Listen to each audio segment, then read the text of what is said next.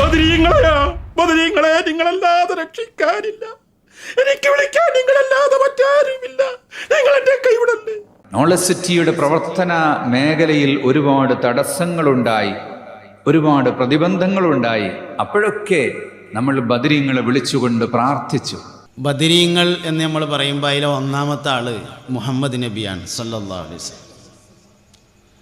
ബദരീങ്ങളെ കാക്കണേ എന്ന് പറഞ്ഞാൽ അതിൽ മുസ്തഫ നബി സല്ലല്ലാഹു അലൈഹി വസല്ലം തങ്ങൾ ഉൾപ്പെടുന്നു. ബദറിന്റെ നേതാവ് ബദരീങ്ങൾ റസൂൽ കരീം സല്ലല്ലാഹു അലൈഹി വസല്ലമയാണ് അവിടുത്തെ നേതാവ്. 313ഓളം വരുന്ന സ്വഹാബത്തിന് നേതൃത്വം കൊടുത്തുകൊണ്ടെന്ന് ജീവിച്ചിരിപ്പുള്ള ഹബീബുനാ റസൂലുള്ളാഹി സല്ലല്ലാഹു അലൈഹി വസല്ലം രാത്രിയിൽ സങ്കടത്തോടെ വിഷമത്തോടെ ഇരുന്ന് പ്രാർത്ഥിക്കുകയാണ്. ആരോട്? ഇലാ ഹദറത്തി നൂഹ് നബിയല്ല, ഇലാ ഹദറത്തി ഇല്യാസ് നബിയല്ല. ആരോടാ പ്രാർത്ഥിക്കുന്നത്? ആരുടെയെങ്കിലും ഹക്ക് ജാഹ് ബർക്കത്ത് കൊണ്ടാണോ? ആ രാത്രിയിൽ സങ്കടത്തോടെ പറയാണ്, അല്ലാഹും